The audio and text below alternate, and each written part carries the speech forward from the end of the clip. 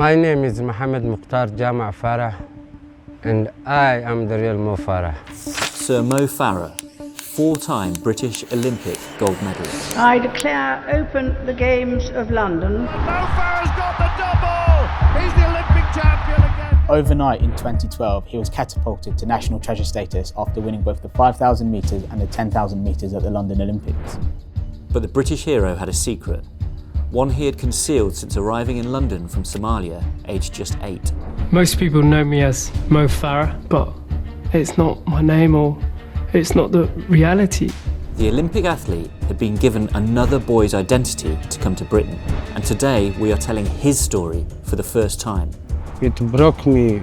Even until now, I'm broken. I don't know how I'm going to recover, but I don't know even who to trust anymore. It is a tale of war which tore families apart. I switched my son to someone else. And in that moment, changed the course of sporting history.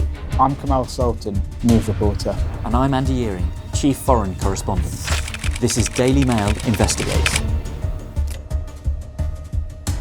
I've covered stories around the world, but this has to be one of the most jaw-dropping revelations I've ever seen. Sir Mo Farah was actually called Hussein Abdi Kahin. It hit me too. My parents are from Somaliland, not far from where Sir Mo had just revealed he was born. They fled the Somali civil war just a couple of years before him, so I know all too well the devastation that war causes and how it rips families apart. Sir Mo had entirely fabricated his life story, telling the world he was born in Mogadishu and came to Britain with his family. But now he revealed his father was killed in Somaliland and he claimed he was trafficked to the UK. And unbelievably, there was a real Mo Farah, the boy whose visa was taken. The recent BBC documentary barely spoke to the real Mo, Mohammed Farah, and never answered the question, why was he not on the plane that day? So we tracked him down and learnt that while Britain gained a future Olympic hero in 1993, the real Mo Farah was left an effective orphan. Mohammed had not seen his mother for 31 years. When we discovered this, we supported Layla to travel to Mogadishu and finally hold her now 41-year-old son for the first time since he was just 10 years old. She had been forced to make an agonising decision in 1995, which left him stranded, alone in Africa, and had feared she would never see him again. To get to the bottom of the story, we travelled with them to Nairobi, where Mohammed Farah grew up. As we get to know each other, Layla explains to me that this story starts in the early 1990s in Mogadishu with the horror of war. We lived a good, normal life. I lived with my entire family, my mom, my dad, my siblings and our kids. We lived in a big 6-bedroom house with a living room and 2 bathrooms. It was a great life. Somalis used to live well. It was very peaceful and everything was wonderful. But our life was turned upside down when the war started. A difficult and bloody civil war in Somalia led to the overthrow of the dictator Siad Barre in 1991. Armies of the warring factional leaders patrol here, along what is more locally known as the Green Line, a corridor of former homes and schools with grisly reminders of past skirmishes. Everything went to zero. No food, no nothing. Everyone was running for their lives. People didn't even take so much as clothes to carry.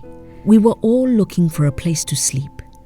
During the days, that would be on the streets, and at night, we'd find a tree to take shelter under. After 18 months sleeping on the streets of Mogadishu, the war forced Layla to flee with her 5 children over 1,000 miles to Djibouti, in the hopes of finding help from her ex-husband, Mukhtar Farah, who had lived there. This is the only image of Mohammed's time in Djibouti. He's pictured here on the left with his siblings and his cousins. Just a short distance away was Hussein Abdi Kahin, who would go on to become Sir Mo Farah. Now, around this time, Mohammed's father, Mukhtar, was already in Britain. He had just gained asylum, which meant he could take his family over as dependents. He had 4 visas, 1 for his wife Nemo, 2 more for the 2 children he had with her, Wahib and Ahmed, and a 4th visa for Mohammed, his son with his ex-wife Leela. But the family next door to Nemo in Djibouti City was looking after a boy called Hussein, sent to them after his father was killed by stray gunfire in the war in their village Iranka Deryanka in Somaliland. Layla tried 6 times to meet Nemo, but she never showed. With no money and no documents, Layla was forced to leave for Nairobi, where life was cheaper, believing she could get the visa later. Before we flew out to Nairobi, Mohammed's father, Mukhtar, agreed to speak for the first time from his house in Manchester. My name is Mukhtar Farah, and Mo Farah, he is my son. Mukhtar told how he sent 4 visas to Djibouti and told Nemo not to touch Mohammed, as he would come to Africa himself to collect his eldest son. In 1993, September, I went to Terminal 3 to welcome my family. I was very happy, exciting. Also, other families was with an airplane. I take both of them to my sister's house. When the other guy come and take his family, there's 3 children left in the house. I got shocked. I said, who is this boy? Who is this boy? She said, because I was asking her in front of my sisters and brothers, who is this boy? Why you lost my son's visa? I got upset and I was shouting 3 days.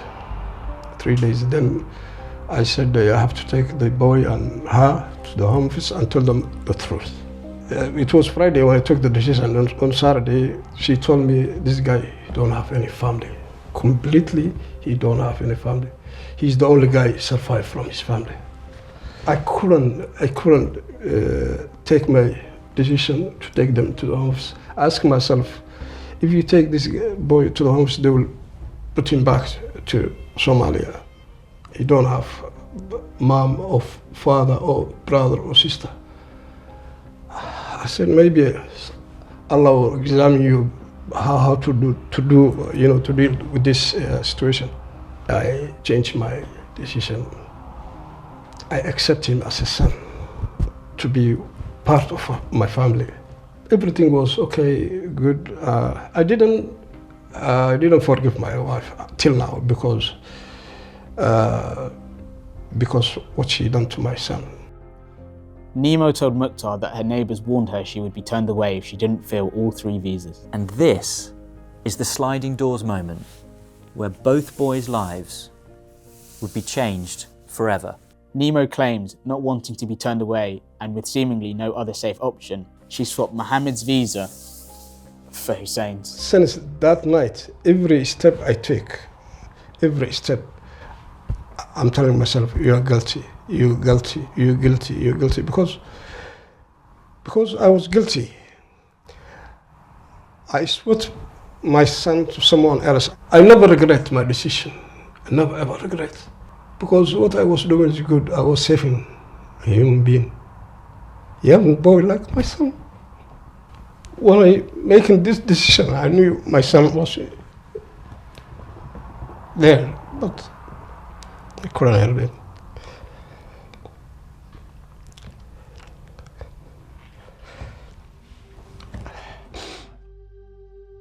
At just 8 years old in 1993, Sir Mo was put on a plane without his family. Once in London, he claimed he lived as a servant in Nemo's home. By 1996, he confided in a PE teacher and social services moved him to Mukhtar's sister, Kinsey. Finally settled, he kept the Mo Farah name, was selected for England, and his running career took off. But back in Nairobi, the real Mo Farah was left behind. He lived in Eastleigh, a densely populated and incredibly overcrowded neighbourhood with poor infrastructure, known by locals as Little Mogadishu. But because of the civil war, we came here. I never imagined we would be living like this, but this used to be my former room where we used to live with my mom and my brothers and sisters, my siblings. So we used to share 7 people in this. Sometimes we used to cook once a day, sometimes 2 days without food. The building stinks from a squalid shared toilet. Water drips from the clothesline above. Children queue at the block's only water point, just as Mohammed would have done in 1993. After 2 years, they moved in nearby with Layla's sister, Auntie Amina, but Mohammed's nightmare was just beginning. This is the spot I saw my mother 30 years ago. This is where we said goodbye. وحتى انت العروض لما تتغير لك وحتى ما لهم دول بلد وانا وين هيك ولا تصون برا دول ولا ما طرحش كيف ولا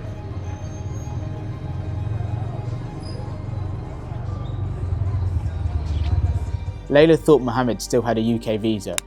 She makes a desperate decision to travel to Britain via Bangkok. This is a picture of Mohammed that we think was taken around about the time that Layla made that desperate decision to travel to the UK. He's around 10 years old in this picture, and he's not aware of anything that's happened so far, and in his mind he is delighted to be living alongside his mum, his auntie, his siblings and his cousins. And just a few months later, his mum goes on this incredible journey to the UK to try and seek out a visa that belonged to him. But when Layla arrives in the UK, she learns that another boy has taken his visa. yaa bareer waan ku qayliyay carruurta aabahooda waxaan ku yidhi sidee ku dhacday ilmahaagii Afrika joogaan oo saa u baktiyeyna inaad qof kale sharcigii siiso maash siin biiguda naagta ay khiyaantay waxaan ku dhaadna khiyaanada waa dawgeed shoos markii uu yimi waad odhan karaysa ilmahan ma dhalin waxay ugu tiri uu yidhi aabbo male hooyo male reerkoodii oo dhan waxaa ku dhacay dagaal Somalia baa lagu dilay aabbo ma haysta ehel ma haysta waa ilmo yaroo flaaysan haldiimka saan wax u garanayaan u garanayo dadkan u sheegi lahaa waxaan odhan ninkan sharcigan male laakiin maan garanay. Mother and son were stranded half the world away. Only able to communicate with her son by posting cassettes, Layla could not bring herself to tell Mohammed what had happened. By 2000, she finally gained asylum, but Mohammed was about to turn 18, too old to be brought over on her papers. Mohammed's only family was his auntie Amina, and his only solace was cricket. But while Sir Mo was adopted by England, Mohammed was rejected at Kenya trials because he was Somali. Then, tragedy struck. In 2005, Aunt Amina dies suddenly from kidney failure. This is where my aunt passed away. This is where I used to live. This is where I became homeless. Mohammed showed us around the old apartment building where he lived with his auntie Amina. But as he talked about what happened to her, he was overcome with emotion. يعني wax badan baa iga go'ay qofaan isku halayn jiray afkii fikri jiray markii dhimatay gurigii shan after 5 months waxaa la dhahay kirada ma bixin karin ani gurigii waana laga saaray soo marmar xaafadahan family goes naqnaqaani waa imaan jiray sometimes waa dhuumana gadaashana gala meeshana iska seexana waa baxay waa iska bixi jiray galabta cidi fahmi jirtay ma jirto kasaas ahayd. Mohammed hid his struggle from his mum, but after 6 months, word reached her. Her son was homeless. sagaal habeen ayaan jiifay oo la tagay naxdintaan naxay rafaadkiyo ninkan oo haddana cidlo ku soo dhacay wixii oo dhan. Layla sent what little she had to Mohammed. He got a job packing boxes for $3 a day and, after a couple of years, moved into another cramped home. 2008 ila 2012 I 4 years mela waa degnaa 4 years. It was while here in 2012 that the Somali community of Eastleigh was going wild for a British Somali runner who had just made the Olympic finals for the men's 10,000 metres. We were watching a small television 14-inch screen TV. That's where we were cheering him. Everybody was jumping around, jumping. Come on, Mo, come on, Mo, come on, Mo, you can do it, come on, Mo. And this was all before you found out that Sir Mo had used your name? Yeah, I didn't know. Still, he was using my name at that time. Meanwhile, in Southall, London, Mukhtar watched too. I remember that night, we've been in Southall, we've been watching like more than 50 Somalis. Everyone in the room knew he's my son. When he won, they took me, like Mohammed, they took me up, I remember. But rumours spread. A few months later, some Somalis from London visit Mohammed in Nairobi and ask if the athlete Mo Farah had spoken to him. I came back, called my dad, and my dad told me everything. My mind was about to explode when I heard the story. I couldn't believe it. I couldn't take it. It was very surprising. Soon, British journalists tracked down Sir Mo's family in Somaliland. These reports came as a surprise to Mukhtar. I got shocked. He never told me Mohammed has family. Never. Why I take that decision to accept him as a son? Because my wife told me he don't have any family left. All his brothers, sisters, and father and mother, they all gone, die. What was your reaction when you saw? Nothing. What can I do? I realized my wife lied to me.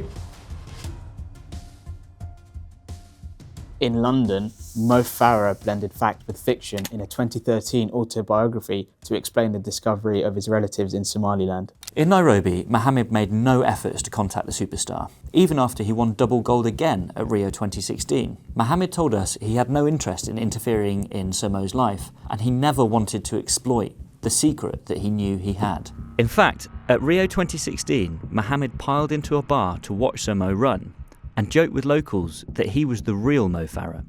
10th Street meel city view baa la dhihi jiray oo footballka laga daawaday meelaha laga daawaday bixinaysaa soodhaad gadanaysaa markaasaad daawaday. I used to tell people but they never used to believe me. So by 2017, Mo Farah became Britain's most decorated track athlete of all time, and he was knighted by Her Majesty, the Queen.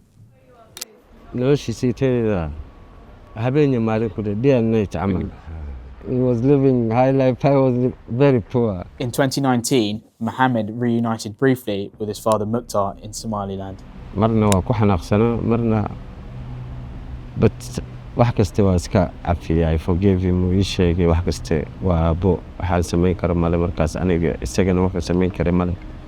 So after 6 months together in Somaliland, then Mohammed takes the decision to go to Istanbul to study. His family had finally scraped enough money together to help him try and break out of poverty. But after a year, he finally received the call from the man who had been given his identity all those years ago. My aunt called me Kissy and she told me Mo wants to talk to you, and I asked her why now, why is he looking for me now? And she said, God turned him to you. God turned him to you and he wants to give you your name back and everything. As the documentary aired, Kinsey left a voice note to Mohammed. He shared it with us as proof that she promised to help him come to the UK in exchange for appearing in the film. I have spoken to Mohammed about helping you. I will help you with everything I can. And Mohammed has promised to help you and bring you into the country. This story is not just this. You will enter, God willing. The documentary then airs and Mohammed's studies collapse. He's taken into a hotel and hidden from the press. It was at this moment that Mohammed's mother, Layla, fell ill with COVID back in London. Now, Layla is a carer on a 0 hours contract, so it means if she's not working, she's not earning. And Mohammed relied on the money that she would send each month to fund his studies, otherwise he would face deportation back to Mogadishu. If you don't go to the university for 1 month, they will cancel your student visa, yeah. It was in this desperate moment, Mohammed says, that he reached out to Sir Mo Farah, who he thought was helping him get a visa. And he says at first, Sir Mo was incredibly helpful and generous. He says he gave him at least £3,000 to support his studies. Just weeks later, sources close to Sir Mo Farah accused Mohammed in the press of hounding him for cash. It broke me. Even until now, I'm broken. I don't know how I'm going to recover, but I don't know even who to trust anymore. I wasn't getting enough help from family.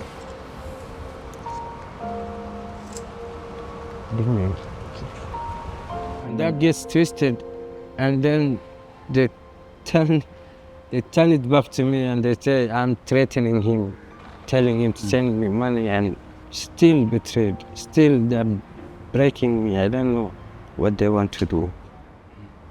This is particularly brutal for Mohammed because if he's to have any hope of righting that wrong from 1993, he needs Sir Mo Farah.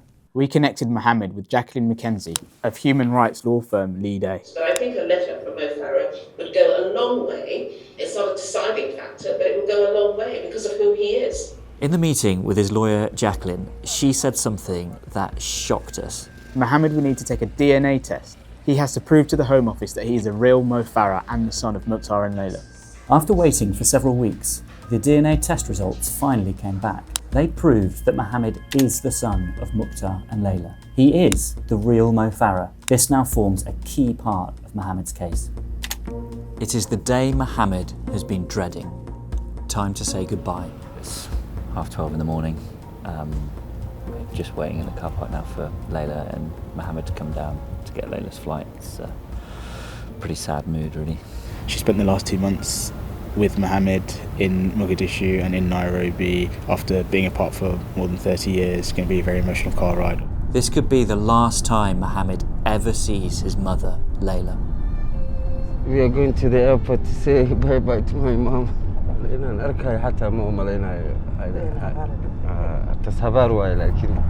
ma sheegi karayo habaryar waayo waxaan doonayaa waxaan dareemaya calool xumo badan ilmahaygiio 30 sano ka maqnaa haddana anigoona wada socona tegayo. As they said goodbye for what could be the last time, Mohammed and Layla leant in to hug one another, smiling. But the moment they connected, the emotion hit them. They held one another tightly, not wanting to let go, for what felt like an eternity.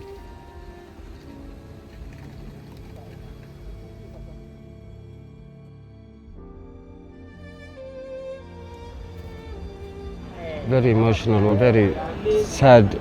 I haven't seen my mom for 30 years and now she's leaving me. 30 years growing without parents, only spending 2 months with her, then you must know how it feels. Emotional way. Mohammed asked us to turn off our cameras and stop recording. He was too devastated to continue. The next day, Mohammed wanted us to record a short appeal directly to Sir Mo. This was his last chance to try and get the Olympic hero's help for his case. Mohammed, walaal, markii hore aan kula hadlayay waa ku sheegay waxaan ku yiri walaalkay baa tahay haddana walaalkay baa tahay wixii dhacay adiga khaladkaaga maaha anigana khaladkayga ma ahayn ilmo yaryar baa ahayn haddana inaan hagaajinaan rabnaa inaan waalidkii la kulmo aabbahay iyo hooyaday dad waaweyn bay noqdeen hadda way ii baahan yihiin. In a tiny $100 a month apartment in Nairobi, Mohammed waits. I'm waiting for my lawyers to help me reunite with my family. That's all I'm dreaming about. This is my room. He's waiting for the day Mohammed Farah can finally come to Britain, 32 years after his identity was given to another boy.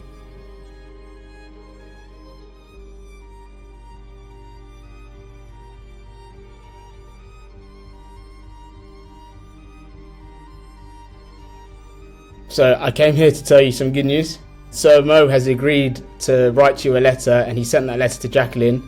In it he says he supports your visa application and he explains exactly what went wrong in 1993 that saw him get on the plane instead of you. Wallahi, I'm very excited to hear that news. Wallahi, I think my dream is now becoming true, inshallah, very soon. I hope they will agree with my visa. I hope Malindo I'll be reunited with my family. Wallahi, waxaan leeyahay mahadsanid walaal hadaad warqad ii fasaxay oo dictatorship. This is the most exciting I've been in a long time, Kamal. Sir Mo coming on board has made a world of difference. But it's not a golden ticket. There is still a long road ahead for Mohammed. However, hopes are high. My name is Andy Earing. And I'm Kamal Sultan. And this has been Daily Mail Investigates. If you enjoyed this episode, why not leave us a comment on your thoughts on the case and what we should investigate next? And while you're there, subscribe to the Daily Mail True Crime channel, where each week we release exciting journalists' deep dives into the world's greatest mysteries and cases.